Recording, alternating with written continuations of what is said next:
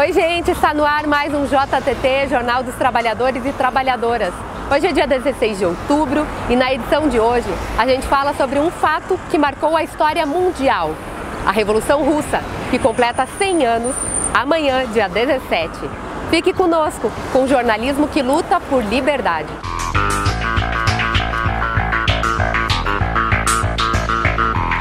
Começa agora o JTT, Jornal dos Trabalhadores e Trabalhadoras. Nas comemorações dos 100 anos da Revolução Russa, entrevista com Anita Leocádia Prestes. Fala para Maiara, escuta as pessoas. Você lembra o que foi a Revolução Russa? Entenda a luta dos professores e professoras de Santa Catarina. São Miguel do Oeste recebe o projeto Palco Aberto. Conquista de direitos dos servidores e servidoras de Joinville. Santa Catarina agora tem uma Casa da América Latina. Conheça a nova luta dos professores de Santa Catarina. Veja na reportagem de Marcelo Luiz Apellini. Nós estamos aqui para avisar a coordenadora dessa gerência que nós não vamos aceitar esses ataques que estão vindo do governo do estado. Nós estamos aqui para dizer que nós não vamos aceitar que as escolas de Santa Catarina, porque enquanto o dinheiro está sendo desviado nesse estado, as nossas escolas estão sendo mantidas pela comunidade escolar. Eu sou Vanessa, professora de matemática do Instituto Estadual de Educação, 40 horas, e também coordenadora do Síndico Regional de Florianópolis. Nós estamos aqui hoje na Coordenadoria Regional da Grande Florianópolis, exigindo que se revogue o que foi feito aqui no dia 14 de setembro, com os professores da Regional da Grande Florianópolis. Os professores vieram até aqui seguindo orientações que já não estão mais valendo. Hoje vale uma outra listagem com outras orientações, 25 orientações, que são totalmente ilegais, contra a nossa lei, a 668, contra o Estatuto do Magistério, 6844, contra a Constituição Federal. São orientações que na prática querem reduzir a carga horária do professor, fazer com que ele não se aposente com 40 horas e se aposente com 10 horas. Ingrid Leitenberg, sou diretora do Sindicato Regional de São José e também professora de matemática da Escola Renato Ramos. Nós estamos denunciando hoje aqui na Gerência de Educação o fechamento da escola João Frederico Reck no município de Angelina, que vem acontecendo o anúncio pela Gerência de Educação aqui da Grande Florianópolis com o argumento de que se tem que fazer redução de gastos. Porém, a gente tem uma comunidade afastada do centro da cidade, que fica a 14 quilômetros, com dificuldade de acesso. E nós estamos na luta aí, trazendo o documento para o Ministério Público e também aqui para a coordenadoria, exigindo que essa política de fechamento de escola pare, porque a gente considera isso um crime para a educação pública, porque todas essas crianças elas têm direito a ter uma escola próxima da sua casa sem afetar a vida dos seus familiares. Sobre essa questão do reordenamento, distribuição das aulas dos professores, você teria isso, né? Que o professor de uma escola teria que ir para outra, ou da outra teria que ir para uma, e você criaria um sistema que criaria a necessidade de mobilidade muito grande dos professores, causaria cansaço, né, transtorno, aumento de trabalho, inclusive de riscos no trânsito e assim por diante. O que o Sinti propõe é que se retome o que há 30 anos nós tínhamos, que é a distribuição das aulas dos professores pela realidade da escola. Há um número determinado de aulas na escola e um número determinado de professores efetivos.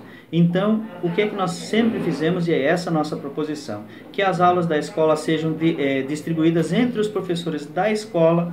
Se sobrarem aulas, se contrata a CT, se faltarem aula aos professores, eles complementam em uma escola mais próxima. Nós vamos resistir por nenhuma escola a menos, por nenhum direito a menos. Nós não queremos nossa perda de direitos.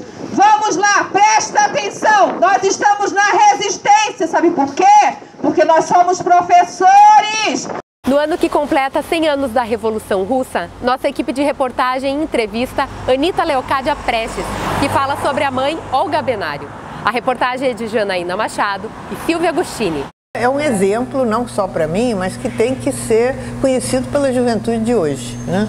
E ainda mais num momento político como esse que a gente vive hoje, com o perigo, né, do ascenso das ideologias autoritárias e do fascismo, né? E no Brasil nós não estamos fora disso, né?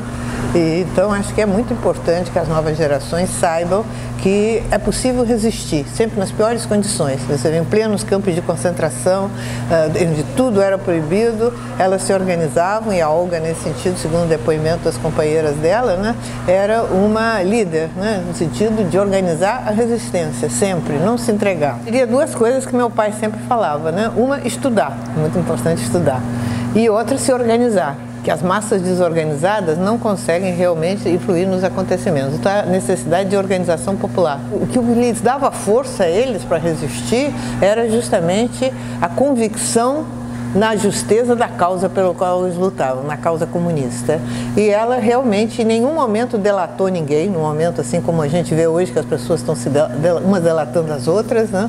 Na realidade, ela nunca delatou ninguém, isso está muito claro no livro. Eu até escolhi para um dos epígrafes do meu livro, uma frase que ela diz num depoimento, né, que é feito com ela, em que ela diz: se outros se tornaram traidores, eu jamais o serei. A Revolução Russa sempre é conteúdo do ensino médio. Mas e aí, você lembra o que foi a Revolução Russa? O quadro Fala pra Maiara pergunta. A senhora responderia uma pergunta pra gente?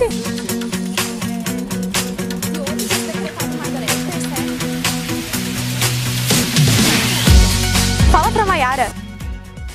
Esse ano completa 100 anos da Revolução Russa. O que o senhor sabe sobre isso? Nada. Nothing. É uma revolução que aconteceu da instauração do socialismo na Rússia. A importância disso na história. Da Revolução Russa? Isso. Eu não sei te responder de jeito. Não diria que se foi ou para melhor ou para pior.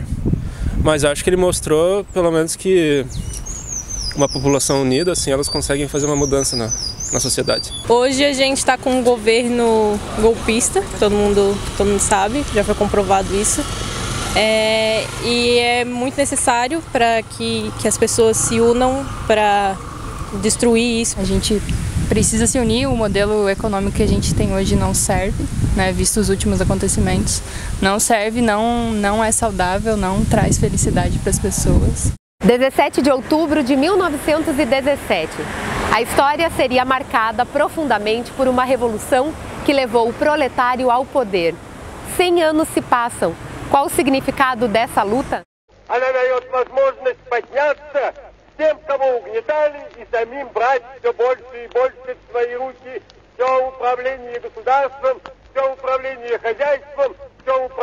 Em primeiro lugar, dizer que ela representou aí a abertura das portas da transição do capitalismo para o socialismo. E na construção desse período, ela também nos ensina quais devem ser os passos que a classe operária deve tomar para construir o socialismo.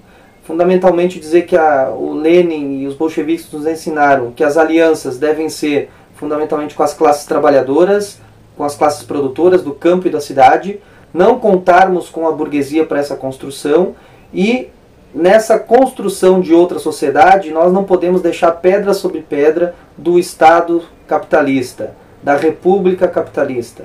Este modelo de Estado não serve aos trabalhadores. A luta das mulheres junto com os homens, naquele momento importante da história da Rússia, onde se construiu sujeitos e sujeitas de um processo revolucionário que levou as mulheres a terem muitas conquistas importantes, que depois essas conquistas foram copiadas em outras partes do mundo.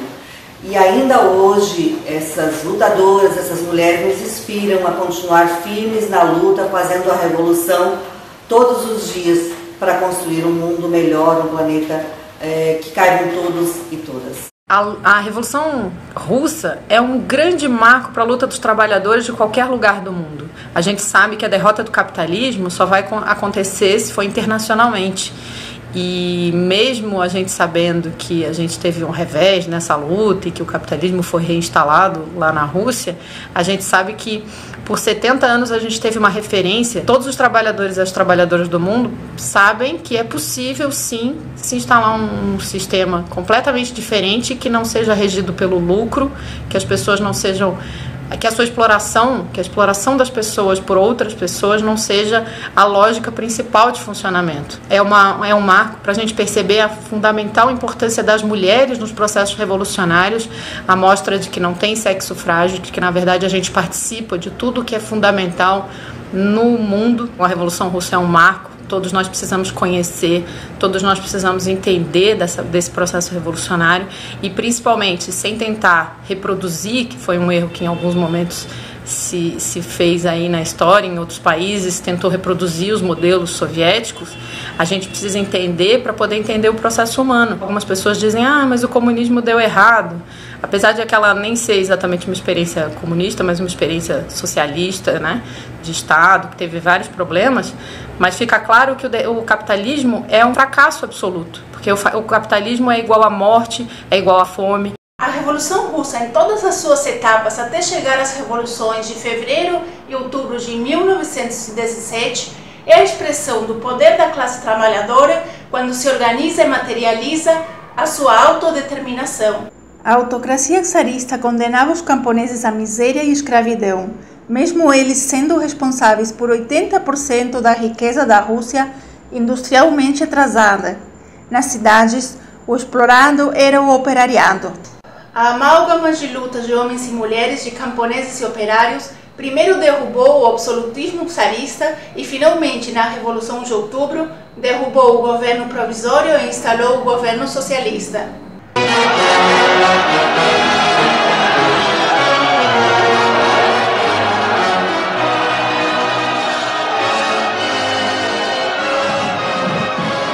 Depois, a Revolução foi contaminada e destruída pela burocracia e a corrupção, o totalitarismo e os crimes stalinistas. Apesar disso, continua a ser um exemplo a ser estudado e considerado. Nada pode ocultar ou diminuir esse avanço das massas trabalhadoras que até hoje é um paradigma para os explorados da terra. 100 anos depois, vemos o Brasil regredir e sofremos diariamente a perda de conquistas e direitos dos trabalhadores. Analisando os grandes fatos da história, poderemos encontrar sementes de esperança para sair das armadilhas da opressão. 100 anos é apenas ontem e pode ser amanhã. A greve vitoriosa dos servidores e servidoras de Joinville, que reivindicou contra o assédio moral e melhores condições de trabalho. É isso que você assiste na reportagem de Silvia Agostini. Essa greve ela marcou história, né? Porque além dela ser fora de campanha salarial, foi assim uma greve muito digna, né? Porque os servidores eles se viram nessas reivindicações, mas a população também se viu. Porque hoje nós enfrentamos uma gestão que abandonou o serviço público, né? E ninguém vê onde é que a prefeitura está investindo o dinheiro que continua entrando. No dia 9 de outubro foi fundada a Casa da América Latina de Santa Catarina. Quem traz as informações é Raul Fittipaldi e Janaína Machado. Por que será que el Che tem essa peligrosa fortuna de seguir nascendo?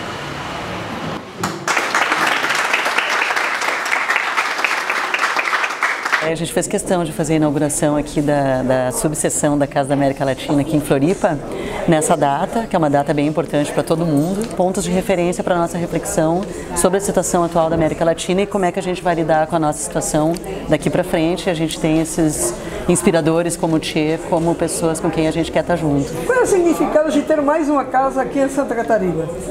Bom, o significado é muito forte e importante, porque dentro da própria criação da casa, do seu estatuto, já vislumbra essa possibilidade de estar fazendo com que a Casa da América Latina ganhe uma expansão a nível nacional e até a nível internacional, né? E é importante que a casa realmente agora, aqui no sul do país, né, num dos estados do sul do país, é fundamental até por conta de que é um estado de muita resistência. A América Latina é tudo, né? A nossa vida, a nossa cultura, a nossa razão de existir é a América Latina. Eu sempre falo de continente que contém, e contém, embora duas linguagens, que uma é o português e outra é, na sua maioria, o espanhol, mas contém uma força espetacular de todo tipo de sentimentos, de música, de conhecimento.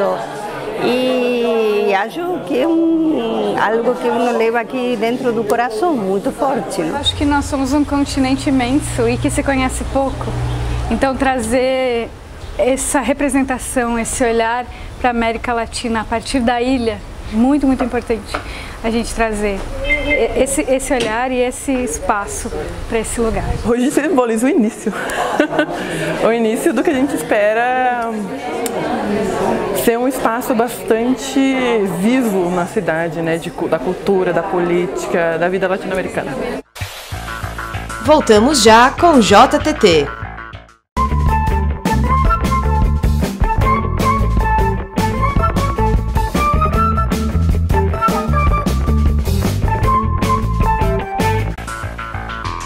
Estamos de volta com o JTT. O projeto Palco Aberto valoriza os artistas locais de São Miguel do Oeste. Veja na reportagem de Cláudia Weiman, Paulo Fortes e Júlia Sajorato.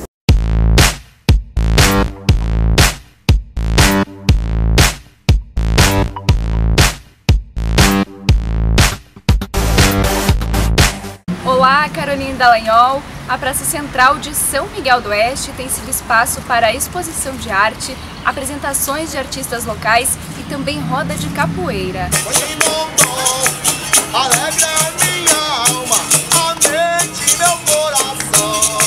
O projeto das oficinas da cultura já existe mais ou menos uns 13 anos, né? Trabalho em 6 escolas, né, do município.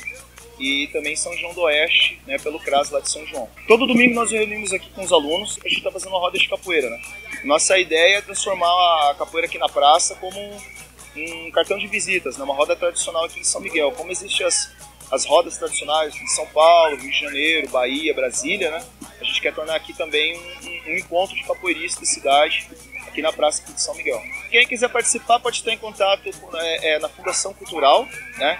Pelas oficinas da cultura, lá a gente tem um trabalho voltado para as crianças.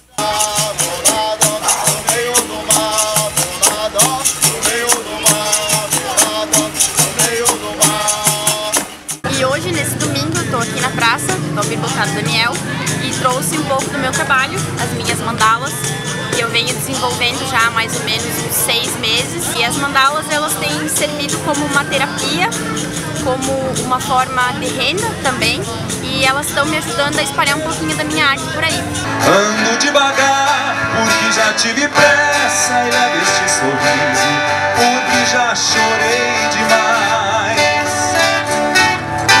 Cada um de nós compõe a sua história, cada ser em si carrega o dom de ser capaz de ser feliz.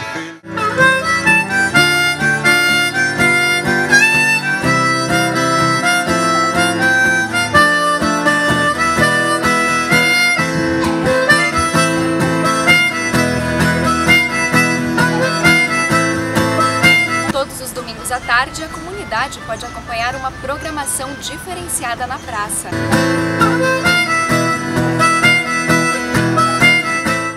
O Jornal dos Trabalhadores e Trabalhadoras vai ficando por aqui, agradecendo sempre a sua companhia. Participe deste programa, mande e-mail no jtt@desacato.info ou nos siga nas redes sociais e compartilhe desse jornalismo que luta. Semana que vem a gente traz outras informações. Tchau!